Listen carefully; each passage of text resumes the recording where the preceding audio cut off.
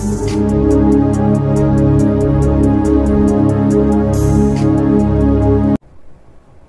ప్రభువును మన రక్షకుడు అయిన యేసుక్రీస్తు నామమున అందరికీ వందనాలండి. దేవునికి స్తోత్రాలు.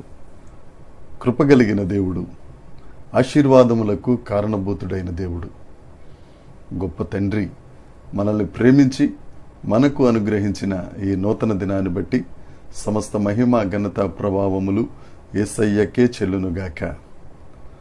ఆ తండ్రి మనల్ని ప్రేమించి ఈ నూతన దినములో మనకు అనుగ్రహించిన దేవుని యొక్క వాగ్దానము కృపావార్త. యెషయా గ్రంథము 9వ అధ్యాయము 7వ వచనం. ఇది మొదలుకొని మితి లేకుండా దానికి వృద్ధియు క్షేమమును కలుగునట్లు సర్వకాలము దావీదు సింహాసనమును రాజ్యమును నియమించును.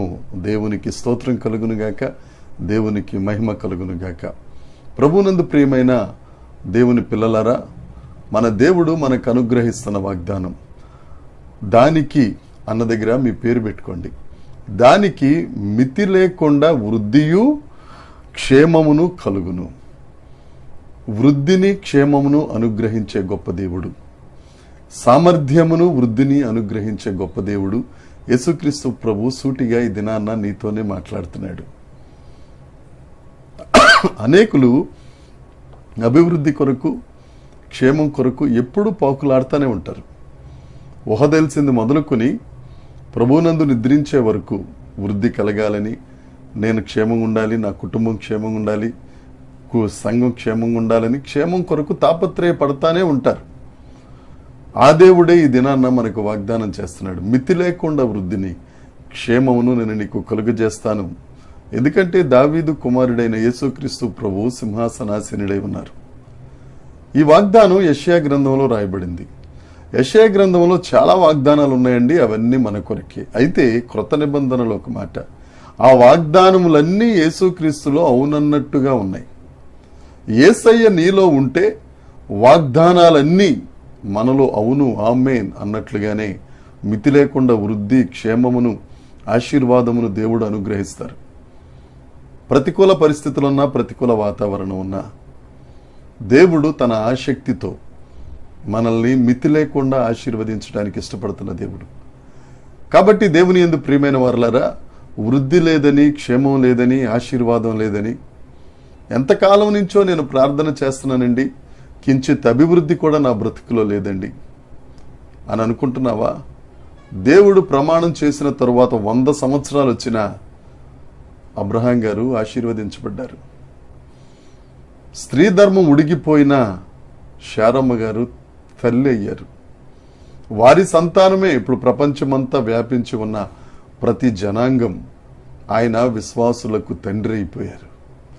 మితిలేని వృద్ధి, మితిలేని క్షేమం అబ్రహాముకు అనుగ్రహించిన దేవుడు, పరిశుద్ధ లేఖనాలలో అనేక భక్తులకు దయచేసిన దేవుడు, ఇప్పుడు మన తరములో దేవుడు అనేకులను ఆశీర్వదిస్తున్న దేవుడు నీతోనే సూటిగా మాట్లాడుతున్నారు. ఒకవేళ ఏదన్నా అభివృద్ధి లేకుండా, మనశ్శాంతి లేకుండా, ప్రతికూల పరిస్థితులు ఏర్పడి, లేకపోతే కృంగిదలలో ఉన్నవా, దేవుడు నీతో మాట్లాడుతున్నాడు. దేవుని ఆసక్తి ఎందుకు అంటే ఈ 9వ అధ్యాయం 6వ వచనంలో ఉంటుంది, ఆయన భుజముల మీద రాజ్యభారం, నీ భారం ఆయన భుజముల మీద ఉంది. కాబట్టి తప్పక నిన్ను ఆశీర్వదించే గొప్ప దేవుడు, నీ సరిహద్దులను విశాలపరిచే దేవుడు, నిన్ను ఆశీర్వదించడం కాదు, నువ్వు ప్రార్థన చేయుచున్న ప్రతి ఒక్కరికి ఆశీర్వాదాన్ని అనుగ్రహించే దేవుడు ఈ దినాన్న నీతో సూటిగా మాట్లాడుతున్నాడు. ఎందుకంటే ఆయన సజీవుడైన దేవుడు, సింహాసనాసీనుడైన దేవుడు. ఆ సజీవుడిని నువ్వు నమ్ముకున్నట్లయితే, ఆ సజీవుని చెంతకు నువ్వు చేరినట్లయితే, ఆ సింహాసనాసీనుడైన దేవుని ఎదుట నువ్వు సాష్టాంగపడినట్లయితే, దేవుని యొక్క వాగ్దానం నీదే.